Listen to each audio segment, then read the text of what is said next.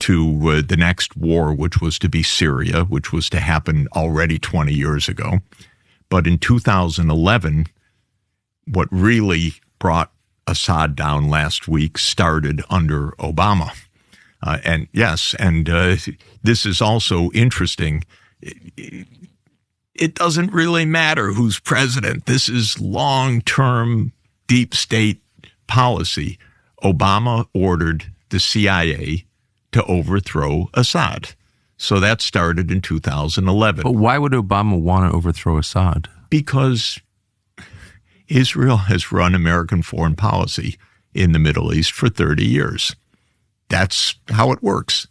We have an Israel lobby. We have this clean break strategy. We have a plan for 7 wars in 5 years. And what's interesting is they actually kind of carry out this madness. They don't explain any of it to the American people. They don't tell anybody, but you can watch step by step. We've had 6 of those 7 wars.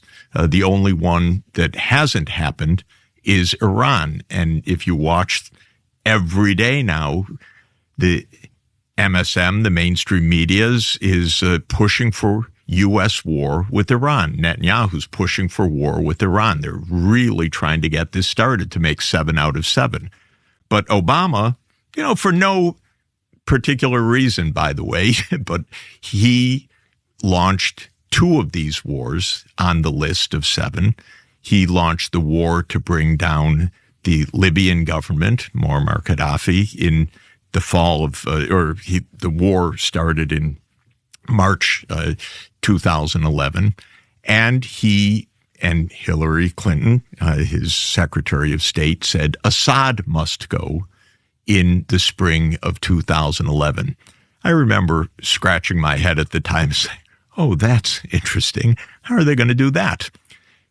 Syria was a normal functioning country at the time, despite whatever you read, whatever propaganda is said. Syria was a normal functioning country. I recently dredged out a report by the International Monetary Fund on Syria in 2009 that praised the Syrian government for its reforms and its rapid economic growth and looked forward to continued years of economic development. In other words, it was not this wasteland or this battlefield. It was an actual normal country. Was it a threat to the United States? It was no threat to the United States whatsoever, but it was deemed to be by Netanyahu a threat to Israel because of a simple reason, which is that Netanyahu wants to control all of Palestine, wants to rule over the Palestinian people, does not want a Palestinian state, and that has led to militant opposition. That's led to Hamas, that's led to Hezbollah, that's led to other groups. Netanyahu's theory is, well, we're never going to allow a Palestinian state, so we have to bring down any government that supports those militant groups against us, because our core aim is greater Israel. That's not much of a worthy cause, by the way. Having a Palestinian state next door and having peace could have saved probably 1 million lives by now over the last 30 years.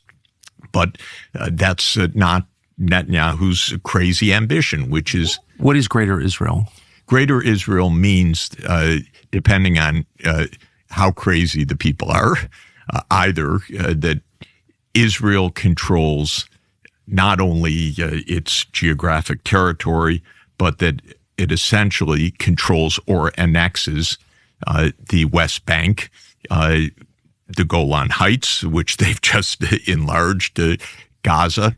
Golan Heights being part of Syria historically. It was part of Syria. It's claimed by Israel and now with an expanded territory, and East Jerusalem. So everything that was captured in 1967, Netanyahu explicitly said, we're never giving that back.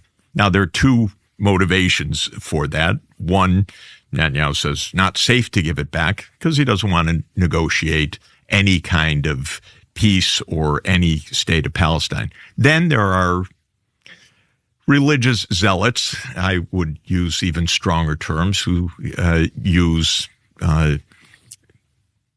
the book of Joshua, which is 2,700 years ago, that said, well, God gave us everything from the river in Egypt, meaning the Nile, to the Euphrates.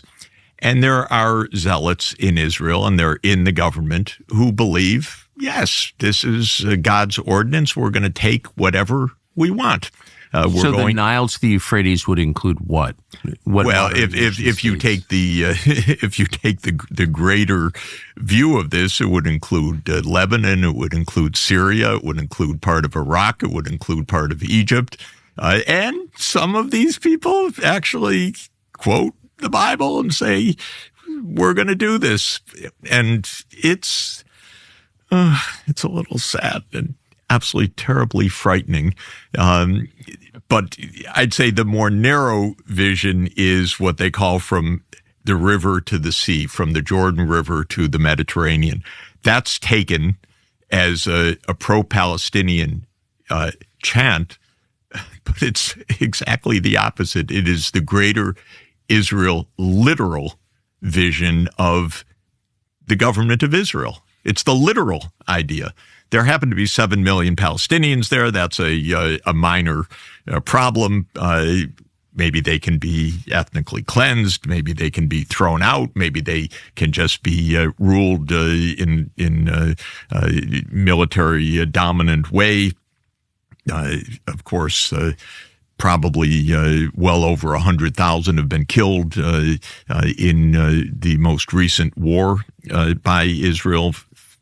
Official count 45,000 of bodies claimed from the rubble, but we know that there are a lot more that have died since this war in Gaza began. But all of this is to say, this greater Israel idea says we can't make peace with the Palestinians, so anyone that supports the Palestinians is, by definition, a mortal threat to us, and when you have a mortal threat, you must destroy it. And so this is the opposite of diplomacy. It's war, and as Netanyahu crowed last week, it's war to remake the Middle East. It's all spelled out, by the way, in very clear ways, but you have to dig for them. You have to find them. You have to understand that this is long-standing. You have to understand that each president has played part of that role.